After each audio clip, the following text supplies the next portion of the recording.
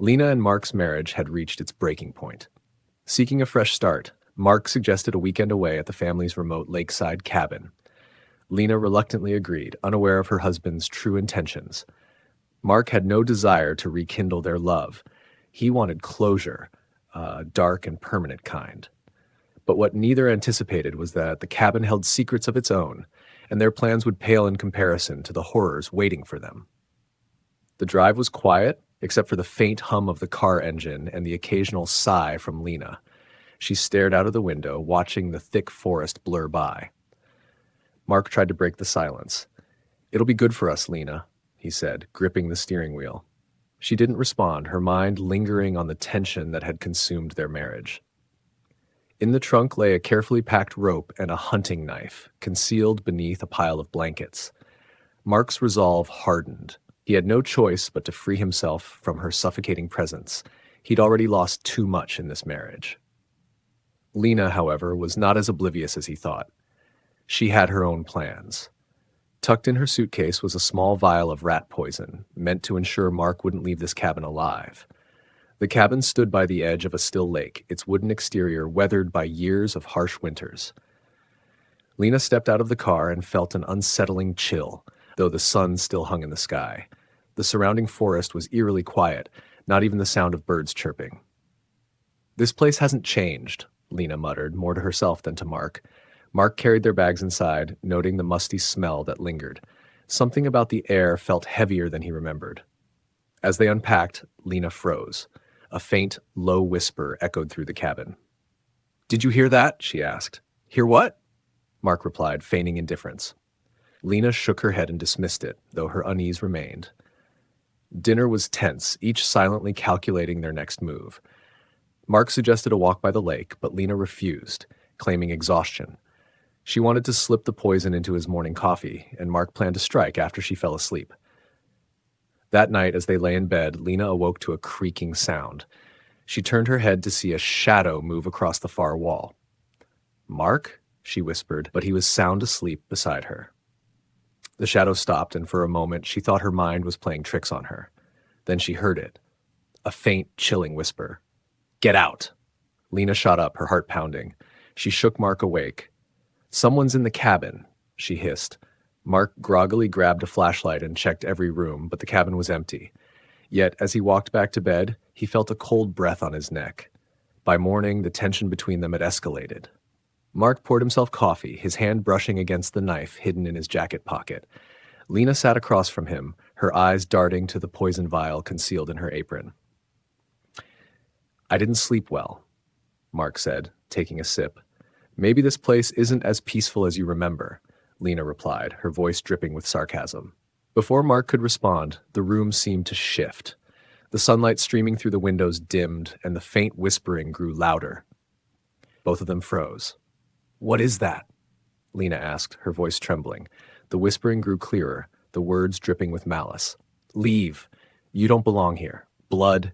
Betrayal." Suddenly, the door slammed shut and the lights flickered. Mark grabbed Lena's arm, dragging her toward the front door, but it wouldn't budge. "Who's there?" Mark shouted into the empty cabin. The air grew colder, and a figure began to take shape, a woman in a tattered dress, her hollow eyes locked on them. "What do you want?" Lena cried, tears streaming down her face. The ghost tilted her head. "You're just like them, the last couple who thought they could betray each other here." Mark and Lena exchanged horrified glances as the ghost continued. "This place was my home. I loved, I trusted, and he killed me for money. Now I keep those like him, like you, from leaving."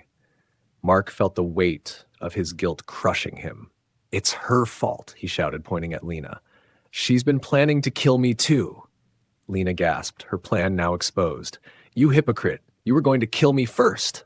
The ghost laughed, a chilling, hollow sound. "Perfect. You've condemned yourselves."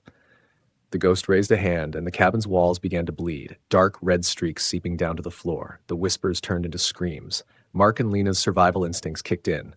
Mark lunged for the knife in his jacket, while Lena reached for a chair to defend herself.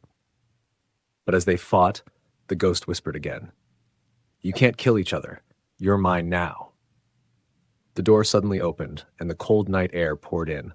Seeing their chance, they bolted outside, only to find the forest distorted, the trees twisting unnaturally. The cabin loomed larger behind them, as if it were alive.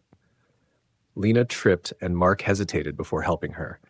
Despite their hatred, they realized they needed each other to survive. Together, they ran toward the lake, hoping the water would break the ghost's hold. Reaching the lake, they jumped into a rowboat and began paddling furiously. The whispers faded as the cabin grew smaller in the distance. For a moment, it seemed they were safe. But as they reached the center of the lake, Lena froze. Mark looked at her in confusion. "What's wrong?" he asked. Lena's eyes filled with terror. "She's here." The water beneath them churned, and icy hands emerged, pulling the boat down. Their screams echoed through the night as the ghost's laughter filled the air. The lake grew still once more, and the cabin stood silent, waiting for its next visitors. A week later, a local fisherman found the couple's car abandoned by the cabin. No trace of Mark or Lena was ever discovered, but the whispers in the woods grew louder, warning those who dared come too close. The small town of Willowbrook was known for its quiet streets, where everyone knew each other, and secrets were few and far between. Emma, a young woman in her early 20s, had always loved the peacefulness of the town. She had recently returned to her childhood home after a difficult breakup, seeking comfort and solace from her parents, who still lived in the house she grew up in. Her life had been upended, and she needed time to heal. She didn't expect that the very peace she sought would soon turn into a nightmare. Her parents were kind and warm, always offering her a comforting presence. But something had changed since her return. The old house, where she had spent countless nights as a child, felt different, heavier, almost suffocating. Emma dismissed it at first as the result of the emotional turmoil she was experiencing, but there was an unsettling sense of unease that she couldn't shake. One evening, as Emma was sitting in the living room reading a book, the doorbell rang. It was strange. Her parents were away visiting relatives, and Emma hadn't been expecting anyone. She opened the door cautiously to find a man standing there. He was tall, dressed in a dark suit, his smile polite and warm. But there was something about his eyes, cold, calculating, that made Emma feel uneasy. "Good evening," the man said smoothly. "I'm Thomas. I'm new in town, and I've heard such good things about your family. I was wondering if you could help me with a few things around the house." Emma hesitated but smiled back politely, unsure what to make of him. "Sure, I can help. What's going on?" Thomas explained that he had recently moved into a nearby house and was trying to get it in order. He was a man of mystery, a quiet, reserved figure who seemed to be well-liked in town, but never spoke much of his past. The more Emma talked to him, the more she felt a strange pull to his charm. He was always kind, attentive, and respectful, a man who exuded warmth and consideration. It wasn't long before he began to visit regularly, helping her with small tasks around the house. They talked about family, life, and the future, and slowly Emma started to trust him. But as days passed, Emma began to notice peculiar things. Every time Thomas visited, there was a strange tension in the air. The house seemed darker, the walls whispering in the silence. Sometimes she'd catch a fleeting shadow or hear footsteps when she was certain no one else was there. Each time she would dismiss it, blaming the strange events on her own imagination or the old house settling. One evening, after a long day, Emma came home from the market to find Thomas waiting on her doorstep. He was standing with an air of urgency, his usually calm demeanor now strained. "Emma," he said softly, almost too softly, "there's something you need to know about your family. Something dangerous. Something that has to do with this house. I didn't want to tell you, but you deserve the truth." Emma's heart raced. "What are you talking about?" Thomas's face turned grim, his eyes dark with something she couldn't place. "You don't know it yet, but you're in grave danger. This house, your family, it's cursed. I can help you, but we need to act quickly." Emma was taken aback. "Cursed? What are you talking about?" He leaned in closer, his voice lowering to a whisper. "Your family has been hiding secrets, dark secrets, secrets tied to an old curse, and your parents, they're not who they appear to be. I'm trying to protect you." Before Emma could respond, Thomas reached out, gently taking her hand. His touch was cold, and the chill from his hand spread up her arm. She pulled back instinctively, but something in his gaze held her. "You're not safe here," he said urgently. You need to come with me. I can protect you." Emma felt a shiver run down her spine. "What do you mean, protect me?" She hesitated. "Why should I trust you?" Thomas's eyes darkened further, his face turning pale as he stepped closer, his grip tightening on her arm. "Because, Emma, your parents aren't who they say they are. They're part of something far darker than you can understand, and I'm the only one who can keep you safe." Fear gripped Emma as she took a step back, her heart pounding. "What are you talking about? You're scaring me." For a moment, Thomas stood motionless, his eyes narrowing as if trying to gauge her reaction. Then, suddenly, his demeanor shifted. His lips curled into a smile, but it wasn't the warm smile she had grown accustomed to. It was cold and calculating. "I wasn't lying to you, Emma," he said, his voice lowering to a whisper. "But I was never here to protect you. I'm here to take you." Before she could react, Thomas lunged, grabbing her by the wrist and pulling her toward his car. Emma screamed, struggling to break free, but his grip was too strong. She couldn't believe what was happening, her mind racing to understand what had gone wrong. The man who had seemed so kind, so genuine, was now revealing his true intentions. As Thomas dragged her toward the car, Emma caught a glimpse of her parents' house in the distance. The windows were dark, but she could have sworn she saw a shadow moving behind one of the curtains. Desperation surged through Emma. She kicked and screamed, thrashing against him, but he was relentless. He shoved her into the car, locking the doors behind him. The engine roared to life, and they sped off into the night. The further they drove, the more Emma realized just how deep the deception ran. Thomas wasn't just a stranger. He was someone who had carefully studied her family, and her every move. And now, as they drove deeper into the woods, Emma began to fear that she might never see her home again. The car finally came to a stop in front of an old, decrepit house deep in the forest. It was abandoned, surrounded by overgrown trees and vines. The air was thick with the scent of decay. "Where are we?" Emma gasped, her voice trembling with fear. Thomas's smile widened as he stepped out of the car. "This is where you'll be safe," he said, his tone sickeningly sweet. "This is where I'll keep you." But Emma, in her panic, had already seen enough. She couldn't fight him physically, but there was one thing she could do: use her mind. As he walked away to unlock the door, she noticed a phone on the ground, half buried under the leaves. With trembling hands, she grabbed it and dialed the one number she knew she could trust. "Hello?" Her father's voice crackled through the line. "Dad, help me," Emma whispered urgently. "I don't know who he is, but he's taking me somewhere. He's not who he says he is. He's dangerous. Please, I need you to come." Her father's voice was sharp with panic. "Stay calm, Emma. We're coming. Just hold on." Emma clutched the phone, barely able to breathe as she heard Thomas's footsteps drawing closer. She quickly hung up, not daring to make a sound. But just as Thomas reached the door, a loud crash rang out behind them. Thomas froze, looking over his shoulder with a mix of fear and confusion. The sound of tires screeching and headlights approaching filled the air. Emma's heart leaped in her chest. It was her father, and he wasn't alone. "Get in the house, now," Thomas barked, but before he could move, a shot rang out, followed by the loud thud of a body hitting the ground. Emma's father, with her mother at his side, emerged from the shadows, guns in hand. They rushed forward, securing Thomas in a matter of moments, his plan to kidnap her falling apart. Emma's parents were not who they seemed either. Not exactly. They were part of something much darker, something that even Emma had never known. The truth, however, would take her years to fully comprehend. As they drove back to town, Emma glanced out the window, her thoughts swirling. Whatever her parents had been hiding, whatever Thomas had been after, was far more sinister than she could ever imagine. But for now, she was safe. The blogger's curse. Tom Hardy was tired of feeling invisible. At 28, he was a struggling writer, posting his thoughts on a small blog that barely saw traffic. Every day he scrolled through successful bloggers' sites, admiring their clever posts, viral content, and lives of luxury. "I can do this," he muttered to himself, staring at his computer screen late one night. He had to. It was the only way to escape the life he hated. The idea that finally struck him was brilliant, or so he thought. It was simple. A ghost story. But not just any ghost story. He'd create something that seemed real, something that would pull at the heartstrings of his readers. He wanted to share a tale that intertwined love, mystery, and death, a haunting that would leave readers begging for more.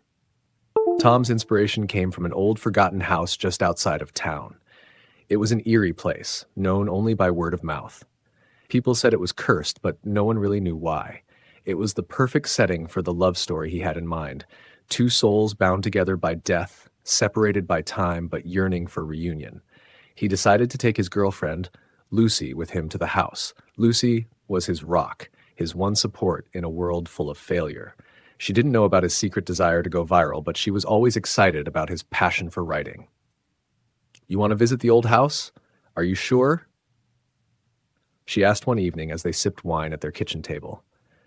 "I need a story, Lucy," he said with a smile, though a knot of uncertainty twisted in his stomach. "A real story. This could be it." With her hesitant agreement, they drove out to the house the following weekend. The sun had already set by the time they arrived, casting long, creepy shadows across the overgrown path that led to the house. Tom's heart raced as they approached the decaying structure, its windows dark like empty eyes staring out at them. There was something unsettling about the air, like the house was alive, watching them. Lucy shivered, but Tom just grinned. He was determined to get his story. Inside, the air was thick with dust.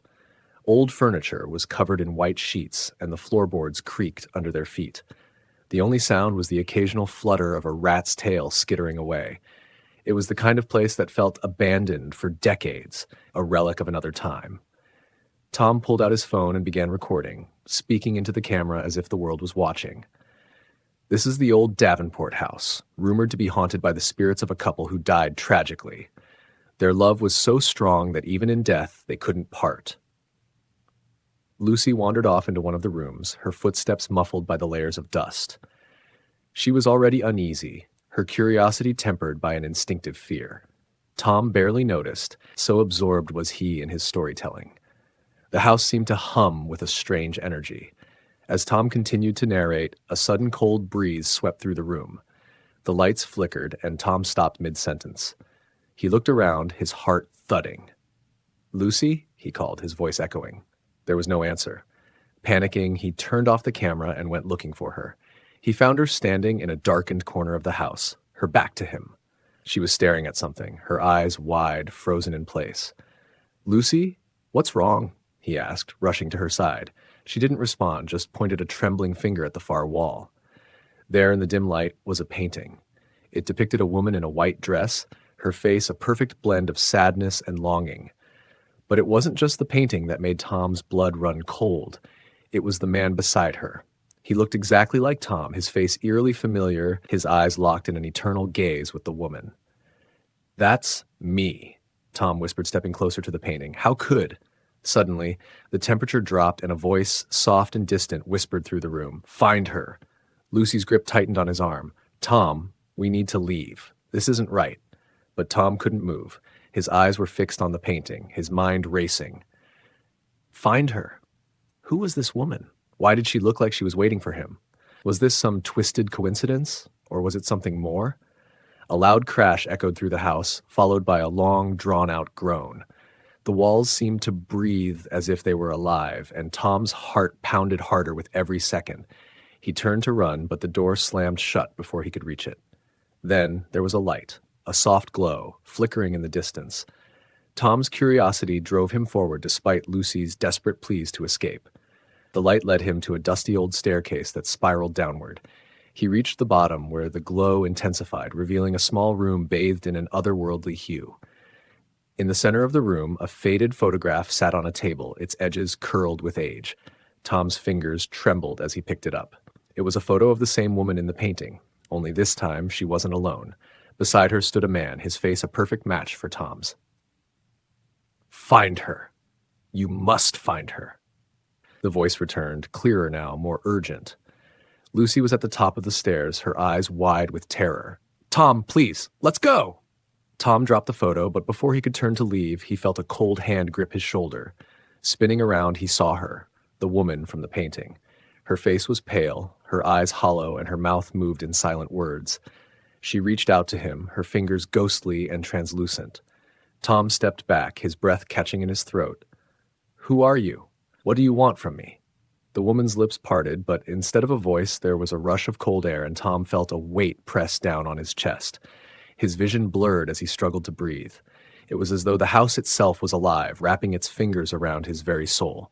Find her. You are the one. Suddenly, a flash of light erupted in front of him, and Tom felt himself fall backward, gasping for air. Lucy was beside him, her face pale, eyes wide with fear. Tom, we need to go. Now! She cried, pulling him to his feet. But when Tom tried to stand, he realized something was wrong. His legs wouldn't move. His body felt numb, frozen in place. He could feel the presence of something dark and ancient moving around him, circling him like a predator. You need to stay, the voice echoed, now louder, more insistent. Tom's phone vibrated in his pocket, and he fumbled to pull it out. A notification appeared on the screen. Your latest post has gone viral. He glanced at Lucy, his eyes wide with panic. The story he had written, the ghost story, the viral content, had become something far more real than he had ever imagined. And then he understood. The woman in the painting, the man beside her, he was the man in the painting. He had written himself into a story that was never meant to be told. In the next moment, the house seemed to swallow him whole, darkness closing in as Lucy screamed in terror. The curse had already claimed him. Weeks later, Lucy returned to the house, hoping to find answers. But when she stepped inside, the air was still. Everything was as it had been. Dust-covered furniture, flickering lights, but Tom was gone. Only a new painting on the wall remained, a woman in a white dress, gazing longingly at a man beside her. His face was hers now. Tom had become the ghost, trapped in the very story he had created. And the legend of the blogger's curse lived on.